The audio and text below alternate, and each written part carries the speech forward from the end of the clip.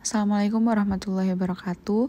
Kami dari kelompok 2A pada kesempatan kali ini kami akan menjelaskan mengenai salah satu dari evaluasi sediaan liquid, yaitu uji viskositas.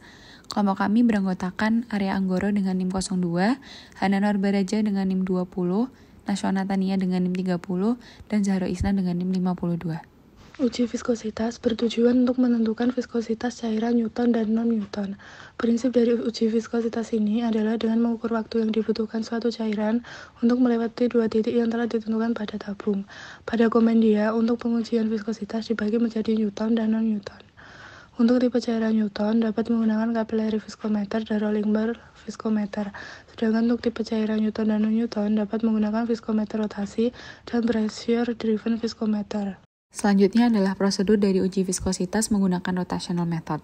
Metode ini digunakan karena sediaan liquid merupakan sediaan Newton, sehingga dapat diuji viskositasnya menggunakan viskometer yang ada, yaitu viskometer Brookfield yang mengaplikasikan rotational method dalam kerjanya.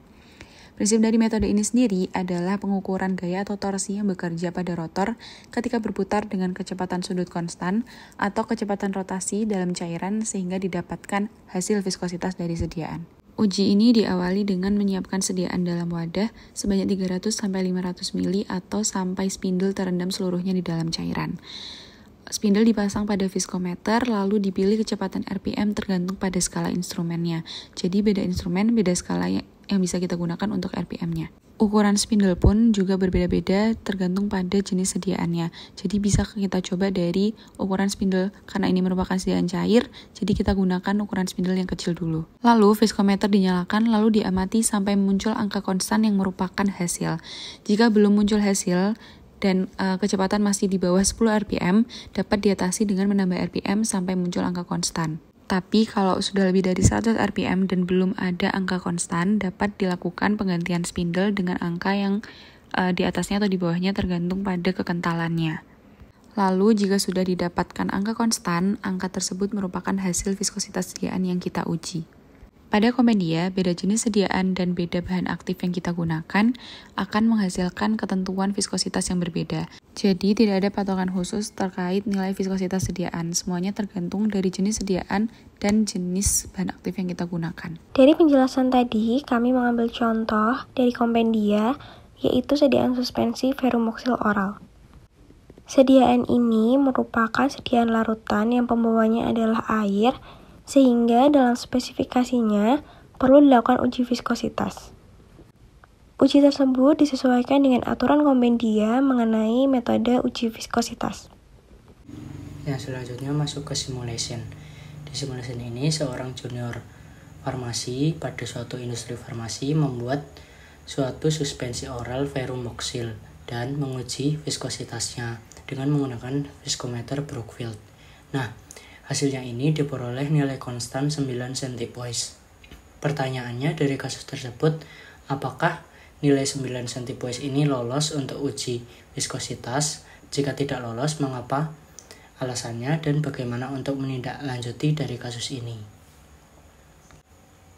Selanjutnya untuk di result, sediaan tadi tidak lolos untuk uji viskositas dikarenakan pada kompendia tertera untuk suspensi ferromoksil viskositasnya itu antara 11 hingga 60 centipoise.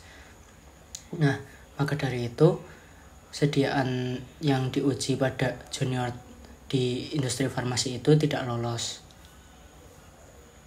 Hal ini karena sediaannya masih kurang viskos. Selanjutnya adalah solusi.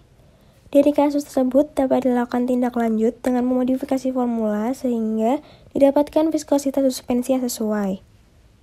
Seperti thickening agent dengan konsentrasi menyesuaikan formula dan bahan aktif yang digunakan. Nilai viskositas dipengaruhi oleh konsentrasi larutan dan jenis pelarut. Pengujian dilakukan dengan kecepatan RPM tergantung pada instrumen sampai dihasilkan angka yang konstan. Angka tersebut merupakan hasil dari viskositas larutan. Jika larutan tidak sesuai dengan range yang ditentukan dalam kompendia, formula harus dimodifikasi kembali sehingga viskositas dapat disesuaikan. Untuk kontribusi dalam penugasan ini, yang pertama ada Arya Anggoro dengan NIM M0621002 sebesar 25,1%. Yang kedua, ada Hana Anwar Baraja dengan NIM M0621020 sebesar 25,1%. Yang ketiga, ada Naswana Tania Putrian dengan NIM M0621030 sebesar 24,9%. Dan yang terakhir adalah Zahra Isna Fauzia dengan NIM M0621052 sebesar 24,9%. Sekian yang dapat kelompok kami sampaikan. Apabila ada kurangnya kami mohon maaf. Semoga ilmu yang kami sampaikan bermanfaat. Wassalamualaikum warahmatullahi wabarakatuh.